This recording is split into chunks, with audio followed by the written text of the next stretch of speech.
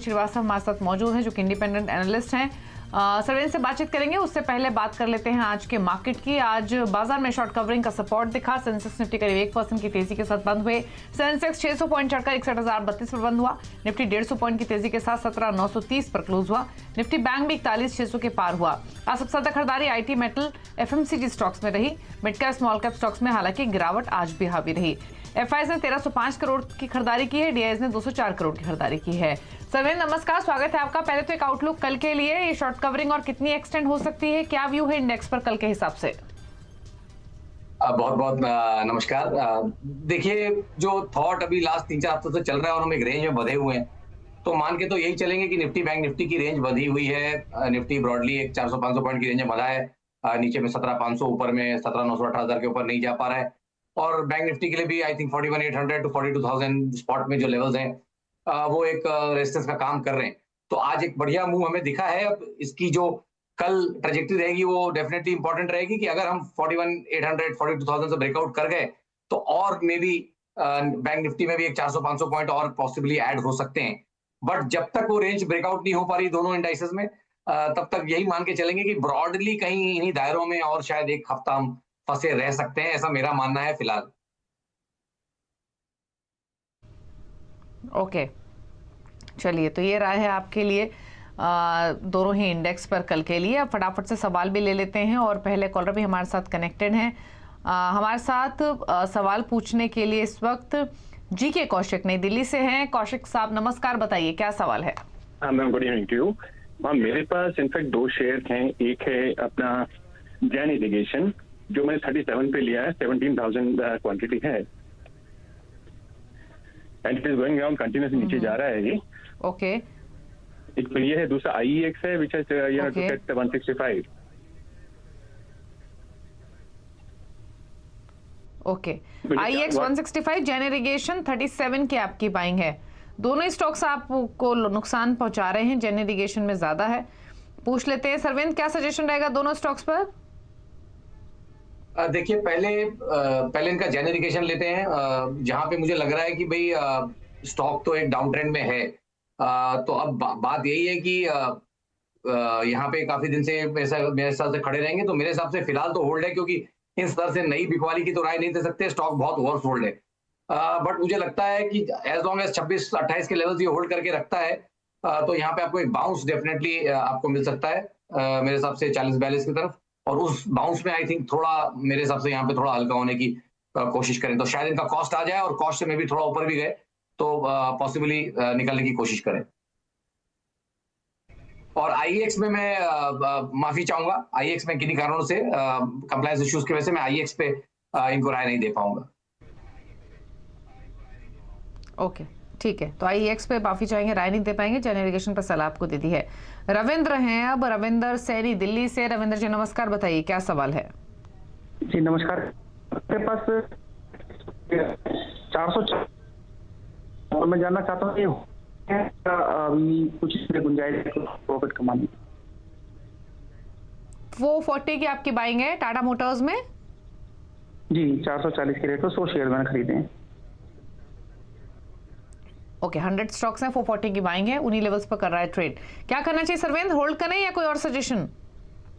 नहीं, I think clearly यहाँ पे इनको होल्ड करना चाहिए, और मैं इनको ये राय दे रहा हूँ कि जो लास्ट 2-4 दिन के जो प्राइस एक्शन है उसको देख के दे रहा हूँ, क्योंकि ऑलरेडी ट्रेड में है तो उसको थोड़ा टाइम दे लें, और मेरे हिसाब से 10 से 12 वर्किंग डे और दे दें। और यहाँ पे मुझे लगता है कि एज लॉन्ग एज इमीडिएटली इनको एकदम शॉर्ट टर्म टारगेट्स दे रहा हूँ। ये जो गैप अप हुआ था इसमें, आई थिंक उस गैप अप को ये बहुत बढ़िया से होल्ड कर रहा है, और 427 टू 430 के आसपास मोटा मोटी जो गैप है उस एरिया को ये होल्ड कर रहा है, और जब तक उसके नीचे नहीं जा रहा है तो मेरे हिसाब से ट्रेड में बने रहना चाहिए। 427 टू 432 के आसपास मोटा मोटी जो गैप है ये इसको सपोर्ट करेगा, और ऊपर में मुझे लगता है कि 465-470 के स्तर नेक्स्ट 10 टू 15 वर्किंग डेज में टाटा मोटर्स के लिए आ सकते हैं। तो यहाँ पे राय होल्ड करने की है और गैप एरिया में स्टॉप लॉस लगाना चाहिए।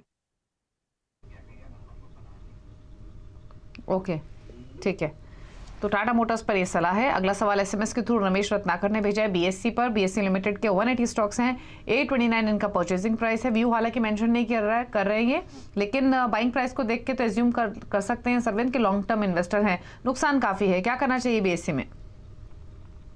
देखिए डेटा यहाँ पे थोड़ा कम है, बट जो भी ये लास्ट 2 साल के इसमें जो कैंडल्स बने अच्छे, आई थिंक बढ़िया मूव था। जो तकरीबन 100 रुपए से स्टॉक चला कोविड के टाइम से और ऊपर में 1000 रुपए प्लस के स्तर छुए। आई थिंक उतनी बड़ी एक रैली के बाद एक करेक्शन जो 50-60% सोचते हैं, वो भी मोटा मोटी यहाँ पे अगर ऊपर के लेवल से आप देखें तो मोटा मोटी 50% या उससे स्लाइटली ज्यादा आपको दिखेगा कि करेक्शन हो चुका है।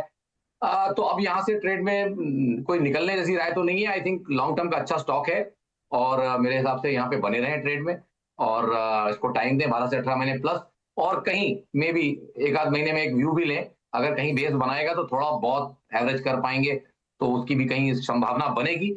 बट फिलहाल जो करंट क्वांटिटी है उसको होल्ड रखें। ओके, करंट क्वांटिटी को होल्ड कीजिए।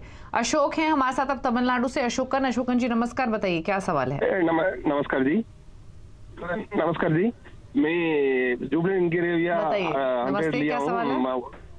मैं जुबलिन इंगिरेविया 100 ले आया हूँ। 100 क्वारेंट लिया हूँ 540 के ओके। हिसाब से। मेरा होल्डिंग पीरियड है 2 से 3 साल तक। ओके। क्या होल्ड करूँ अभी, क्या होल्ड करूँ या बीच में प्रॉफिट बुक करके निकल जाए? कोई प्रॉफिट तो ही नहीं, मैं अभी 500 450 60 का ट्रेड कर रहा है। ठीक है, पूछ लेते हैं। 80 रुपए के आसपास ये नीचे कारोबार कर रहा है आपके भाव से। क्या सजेशन रहेगा? जुबिलेंट इंग्रीविया पर आपका सर्वेंद्र 458 पर ट्रेड हो रहा है, 540 की इनकी बाइंग है। देखिए डेटा इसमें मिड ऑफ 2021 से इसमें कहीं डेटा आया हुआ है और उस हिसाब से देखें तो लॉन्ग टर्म व्यूज लेने के लिए डेटा थोड़ा कम है, क्योंकि 1.5 से 2 साल का एक कंप्लीट डेटा मुझे दिख रहा है। वहां पे एक ये करेक्शन चल रहा है, no doubt. Same story almost जैसे भी हमने बीएससी की बात की पीछे।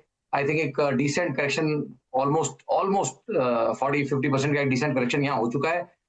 तो टाइम फ्रेम जो उन्होंने बोला कि 2 साल 3 साल प्लस का इनके पास होराइजन है, तो आई थिंक ट्रेड में बने रहना चाहिए और एक बढ़िया करेक्शन यहाँ कंप्लीट हो रहा है। मे भी एक आध महीने और लग सकते हैं, बट यस बने रहेंगे तो पैसे बनने की डेफिनेटली यहाँ पे उम्मीद है नेक्स्ट 2 से 3 साल में।